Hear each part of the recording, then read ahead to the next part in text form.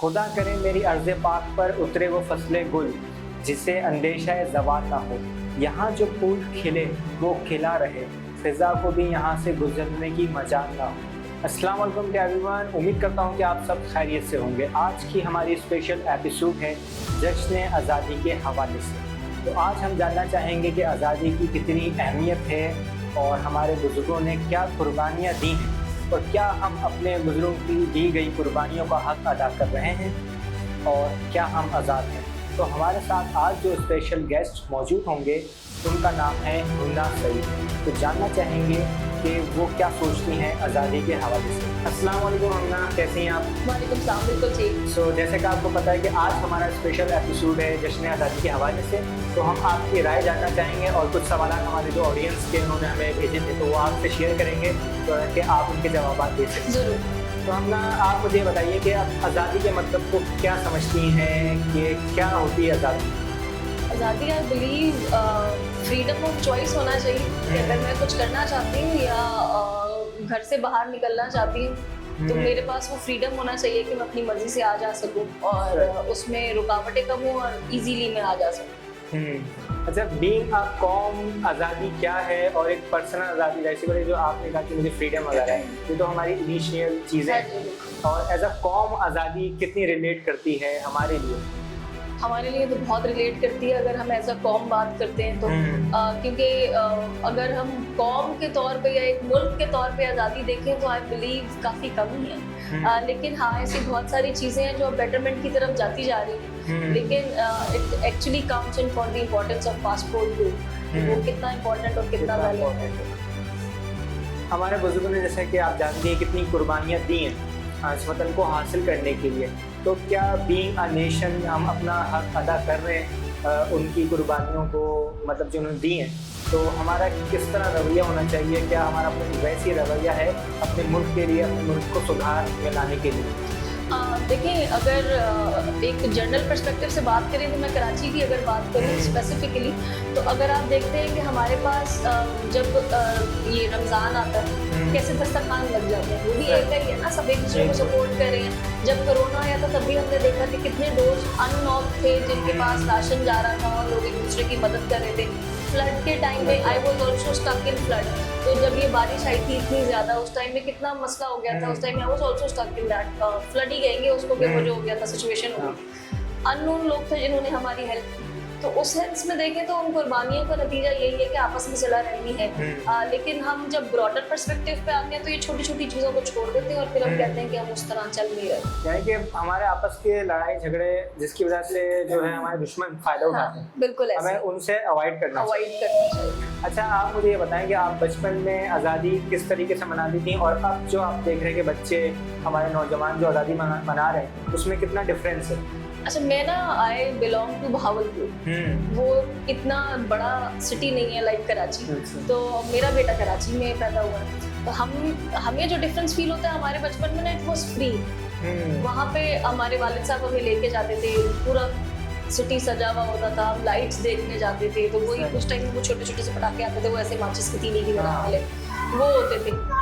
या अगर आपको अनार वगैरह जलाने तो वो गली मोहल्लों में सेलिब्रेट हो रहा होता था और वो एक जोश होता था कि पहले इतनी झंडियाँ बनाते थे और वो खुद से लगाते थे। हाँ, वो आटे की लई बनाते थे, अब तो वो खुद से बनी बनाई मिलने लगी।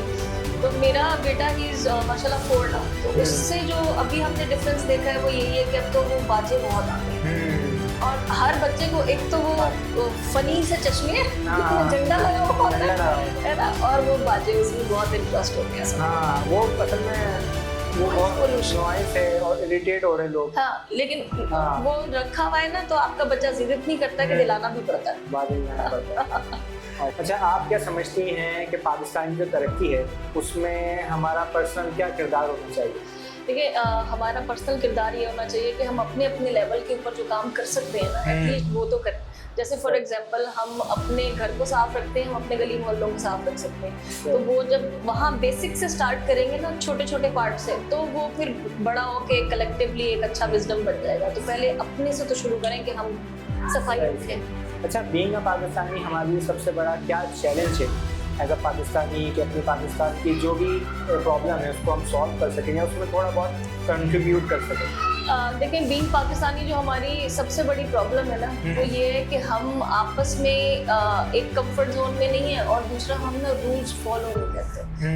हम ही पाकिस्तानी जब ओवरसीज जाते हैं, या आप एरिया की एग्जांपल ले लें, या पंजाब साइड पे अब जैसे चलान लगने लगा है, तो वहाँ पे हम सब एकदम से कितने अच्छे हो गए ना, तो हम सब हो गए। तो वो अगर तो डंडे की जोर पे चलने वाली कौम बने रहेंगे, तो डंडा ही है जो हमें चलाता रहेगा। तो अगर हम खुद रूल्स को फॉलो करना शुरू कर दें और उसको पॉलिसीज़ को मेक श्योर करें कि हाँ, जो पॉलिसीज़ हैं वो हम कर रहे हैं, कुछ अंडर द टेबल नहीं कर रहे, या कुछ ऐसी चीज़ नहीं कर रहे जिसे हम बाय लॉज को तोड़ रहे हैं, तो मुल्क भी अच्छा बनेगा और एक कौम भी अच्छी बनेगी।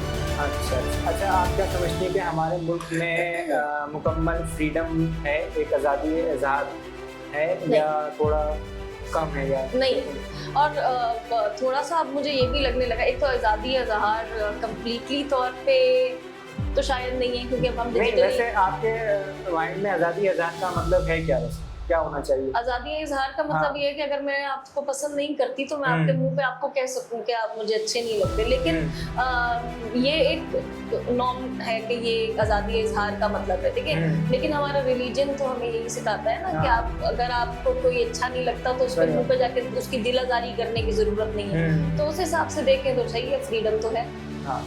नहीं, मतलब ये फ्रीडम ऐसी होनी चाहिए कि हम किसी की फीलिंग्स को हर्ट ना करें। एग्जैक्टली, है ना, किसी की फीलिंग को हर्ट ना करें। हाँ। और हमारा जो पॉइंट ऑफ व्यू है वो प्लेस कर देना, वो प्लेस कर देना, वो तो हम कर सकते हैं, ये होना चाहिए। अच्छा, आप हमारे बच्चों को और हमारे नौजवान को क्या मैसेज देना चाहेंगी कि वो किस तरह अपने आप को पॉजिटिव किरदार पेश करें पाकिस्तान के? हाँ जरूर, मेरा भी बेटा है, आई ऑलवेज टीच हिम कि कोई भी सिचुएशन हो जाए ना, आपने सच ही बोलना है, क्योंकि सच बोल के ना आपके बहुत सारे रास्ते इजीली आपको मिल जाते हैं जिससे आप क्रॉस आउट कर जाते हैं।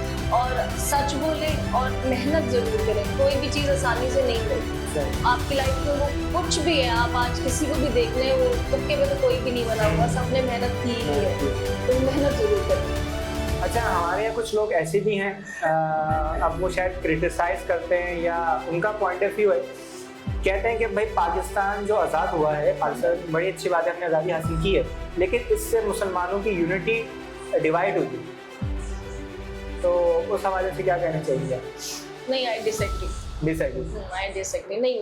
देखिए, आज़ाद होके हम आए हैं तो हमारा मुल्क तो हमें, हमारा मजहब तो हमें यही सिखाता है कि वो काला गोरा, किसी को अरबी को अजमी पे, अजमी को अरबी पे कोई फजीलत हासिल नहीं है, तो फिर मुसलमान कैसे डिवाइड हो गया?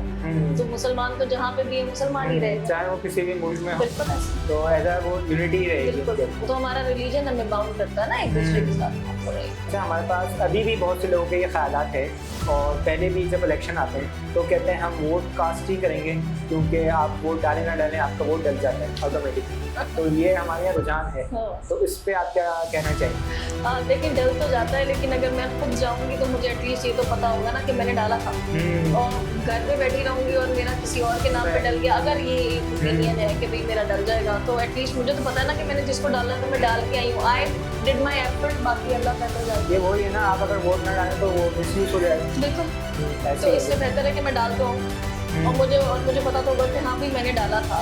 कल को हमारे बच्चे ही हैं ना जो आगे आके इस मुल्क का मुस्तकबिल है, तो हमें पता तो होगा कि हमने अपने बच्चों के लिए, अपने मुल्क के मुस्तकबिल के लिए कोई एफर्ट तो की थी। अच्छा, आपकी नज़र में कोई है हमारा इस वक्त पाकिस्तान को कोई ऐसा लीडर जो आप समझती हैं कि वो आगे पाकिस्तान को लीड कर सके?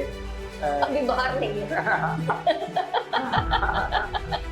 उसको पहले बाहर आना पड़ेगा लीड करने के लिए, लेकिन लीडर ना हम सब खुद ही हैं, जो सच्ची बात है।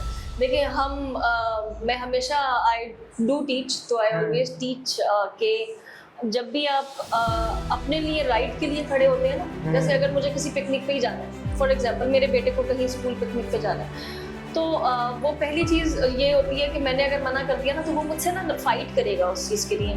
एक हमारी बड़े कोल्ड आर्ग्यूमेंट होता है, लेकिन होता है, वो जस्टिफिकेशंस ला रहा होता है कि यार ये देखो ये होगा, यूँ होगा, मैं यूँ नहीं करूँगा, मुझे जाने दें। वही चीज हमारा एक किरदार एज अ कॉम भी बनता है कि अगर हमें कोई चीज चाहिए तो हम खुद लीडर्स है ना, हम भी तो जस्टिफिकेशंस आगे ला सकते हैं। तो वो हम अब देखिए एक बच्चे ने माशाल्लाह इंटरनेशनली भी हमें रिप्रेजेंट करते हैं, लोग जाते हैं कितने कंपटीशंस विन करते हैं, वो भी तो लीडर्स ही हैं। वो भी लीडर्स, यानी कि आपने अपने हक के लिए आवाज़ बुलंद की तो आप एक लीडर हैं। अच्छा, आप मुझे ये बताएं जो प्रोटेस्ट वगैरह होते हैं हमारे मुल्क के अंदर, तो उसमें हमें पार्ट लेना चाहिए या लेकिन सबका अपना अपना माइंडसेट है। जैसे हमारे पास अक्सर जलसे हो रहे होते हैं, कॉल हो रही होती है कि भाई हमारे मतलब कॉल जैसे कि हमारा लीडर कह रहा होता है जिसको भी आप फॉलो करते हैं कि आज फलानी जगह जलसा है, आए फलानी जगह। हम जॉबियंस हैं ना, तो अगर मैं जलसे में जाऊंगी तो मेरे पैसे कट जाएंगे। सही है, तो ऐसे मेरे जैसी मेजोरिटी है। और उन जलसों में जाके कोई आउटकम मिलता है क्या?